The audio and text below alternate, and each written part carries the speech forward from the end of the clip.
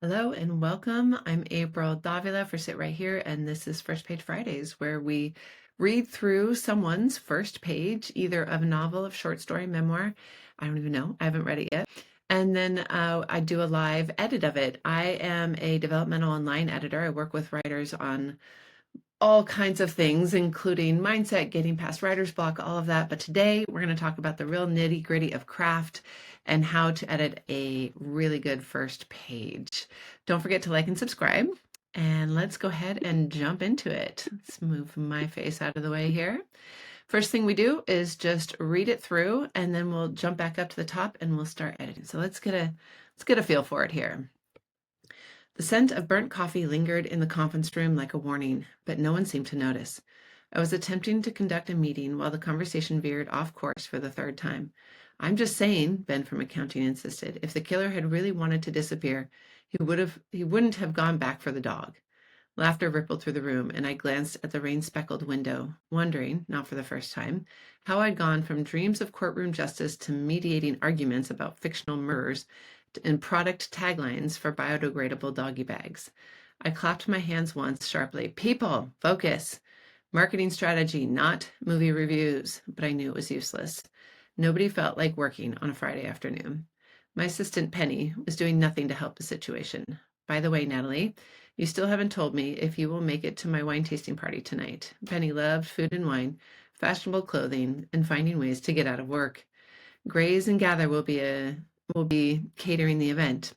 It will be the event of the year. Ben's sarcasm was dripping all over Penny's parade. Sorry, Penny. I promised Pearl I would stop over for supper tonight, and you know how she is. She won't let me leave until she's introduced me to half the Lakeshore residents, along with any eligible sons, ex-husbands, whatever. My grandma Pearl meant well, but her insistence on trying to change my single Facebook status was annoying. Okay. Okay, so what do we know here? We know that our main character here is Natalie, presumably. And then we have a couple other characters, like we have a room full of people who are supposed to be working on marketing strategy. We have an assistant, Penny. We have a grandma, Pearl. Let's start back at the top here. The scent of burnt coffee lingered in the conference room like a warning, but no one seemed to notice. I like that. I like the smell is very visceral, and the smell of burnt coffee lingering in the conference room. That's great sensory detail to ground us in the scene of like what's happening in a place.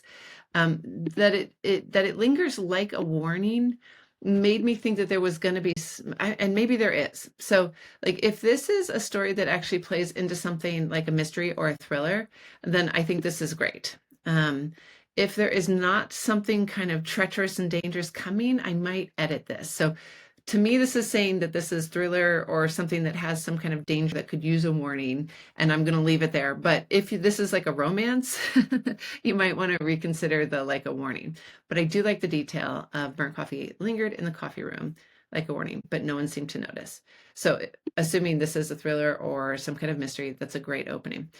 I was attempting to conduct. So anytime you have I was something with an ing, I attempted to so I was attempting to conduct a meeting is a little less impactful than I attempted to recapture the conversation. Recapture the conversation, that had veered. I attempted to recapture, and actually, I think, I might actually put this after. So if again, these are my suggestions and what I would do with it. Ultimately, it's your story, so you will make the final decisions. So I would put this here. I would make this, indent. So I'm just saying, Ben from accounting insisted if the killer had really wanted to disappear, he wouldn't have gone back for the dog. Laughter ensues. Laughter rippled through the room, and I glanced at the rain-speckled window, wondering, not for the first time, how I'd gone from dreams of courtroom justice to mediating arguments about fictional murderers and product taglines for biodegradable doggy bags. Okay, and so now, like, this character is doing something. I'm going to say she, because we've determined it's Natalie, but so this is pretty much the same. Like, now, like, this is the action. So you might say, this was the first, this was the third time the conversation had veered off topic. Conversation. I clapped my hands once sharply. People, focus, marketing strategy, not movie reviews. But I knew it was useless. Nobody felt like working on a Friday afternoon. Okay, so I'm liking where this is. We know that like it's marketing, it's corporate. We know that this person, who down here we learn is Natalie, is not wild about where they have landed in life. They're staring out the rain-speckled window, and this is already kind of giving us a hint of where we are in this story. It's not super specific. That's okay, but I know it's probably not LA. I know it's probably not, I don't know, like Texas, right? Like I'm thinking this is maybe like Florida or Seattle, somewhere where we actually get rain. Maybe it's Hawaii.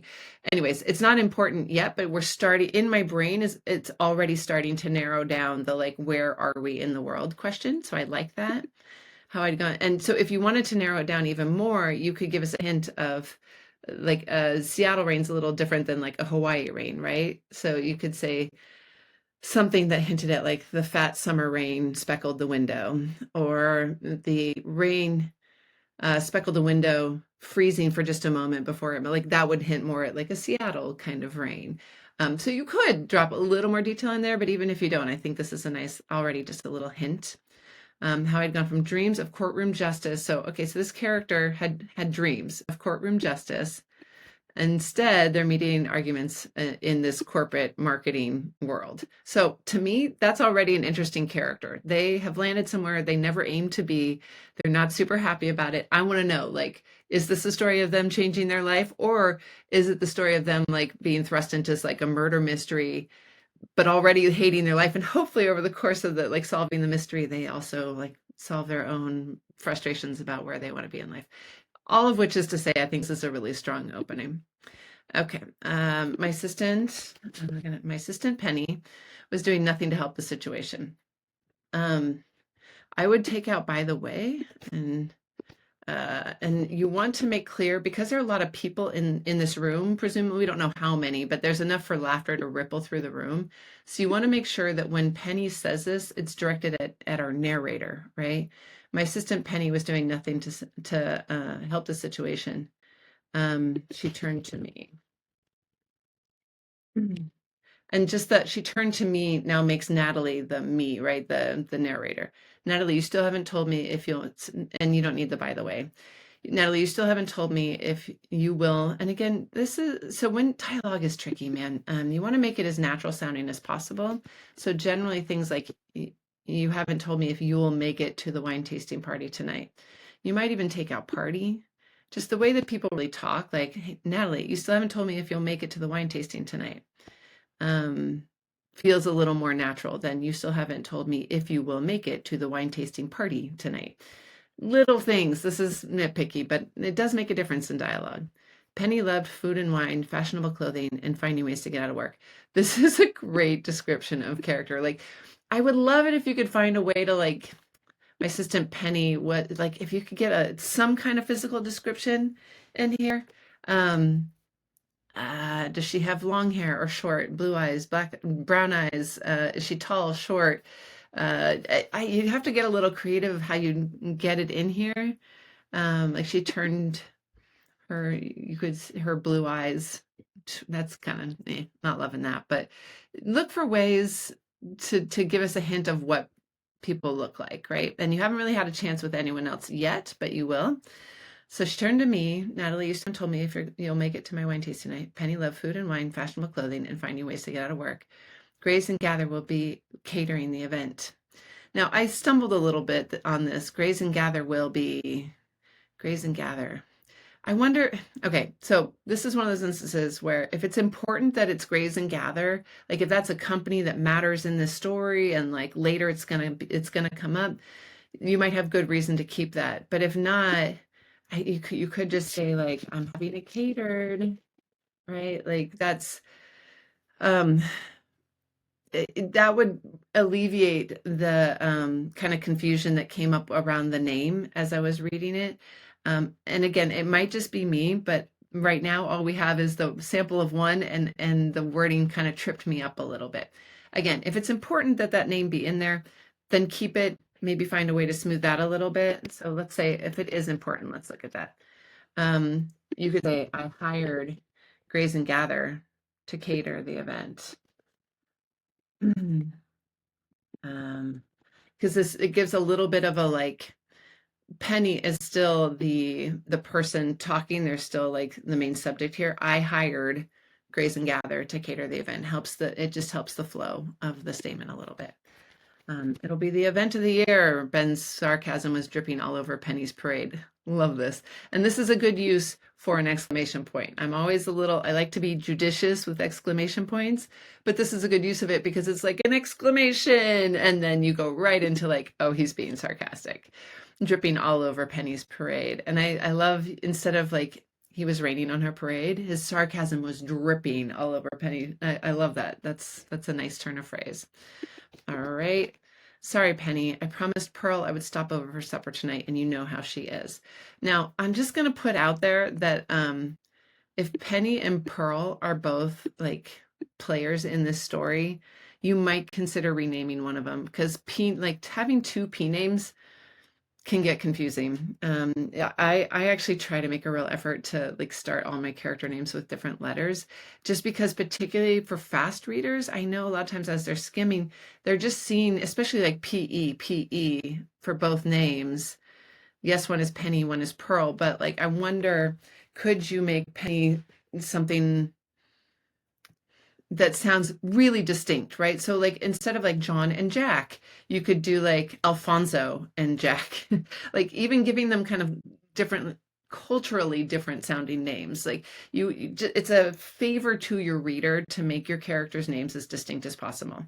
So just a thought there on your characters, but I'm not going to change it here. You can make that decision for yourself. I promised Pearl I would stop over for supper tonight, and you know how she is. She won't leave me alone until she's introduced me to half the Lakeshore residents. This is anytime a character says, like, as you know, or you probably it starts to lean into expository just a little bit. I promised Pearl I'd stop over for supper tonight. She's not. I would suggest making this, and she's not going to let me leave until she's introduced me to half the Lakeshore residents, along with any eligible sons, ex-husbands, whatever. So sons, ex-husbands, whatever, are they not Lakeshore residents? I don't know. So I guess this would be, and supper. Like if it's just supper, how many people are there? I mean, half the Lakeshore residents. I guess, so when I hear Lakeshore as a California girl, I'm thinking Chicago. Half the Lakeshore residents, and granted, like I know what I know about Chicago is minimal, but that's a lot of people. And I assume that's hyperbolic, but that would include eligible sons, husbands, whatever. So I wonder if you could be a little more specific here. I promised Pearl I would stop over for supper tonight, and she's not going to let me leave until she's introduced me to, um, again, I'm just going to make some things up. You're going to have to make it work for your story. Her favorite eligible bachelors. Bachelors. No, I don't know. But is it specifically like to say to introduce her to her? She's introduced me to her favorite Lakeshore bachelors. Is almost sounds like grandma is lining up like a speed dating thing. And she introduced me to her favorite Lakeshore residents and their sons. Again, I'm struggling a little bit with like, because I'm trying to interpret what would fit best with the story for the little bit I know about it.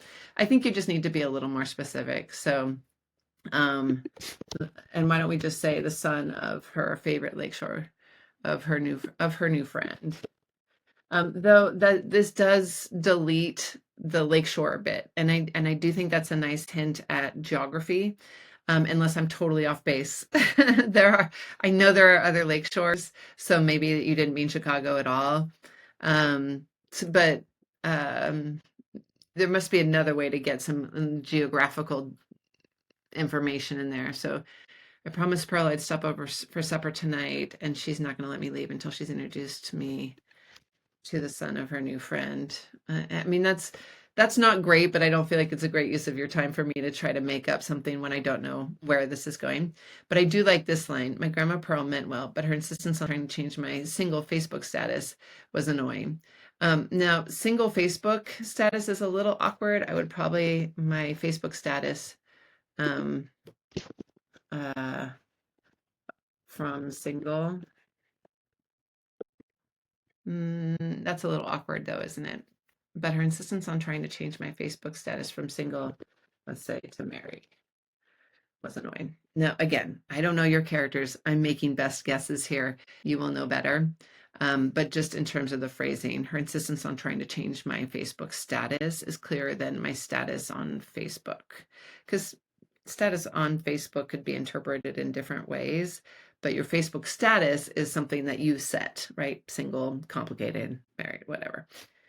Okay, so in general, I am already loving these characters. I do wish I knew a little bit more about them, like how old they are. Uh, I'd like a little bit more about what part of the world. Are they fancy, well-employed people, or are they like a scrappy, not doing so well marketing company? Like, I think there's probably a few more details you could weave into this, but in general, I'm intrigued. Like, I want to know what this character is going to do about the fact that their dreams have not worked out as they had planned. Presumably, well, you don't have to get to like the exciting incident in the first page. I would definitely keep reading this for at least, I would probably give the story another 4 or 5 pages to see like what's the inciting incident, what's the tone, like where is it going. So I think this first page does exactly what a first page needs to do. So again, don't forget to like and subscribe. And if you'd like to submit your page for an edit, there's a link below in the comments. You can click there, send it in, and next time maybe I'll do yours.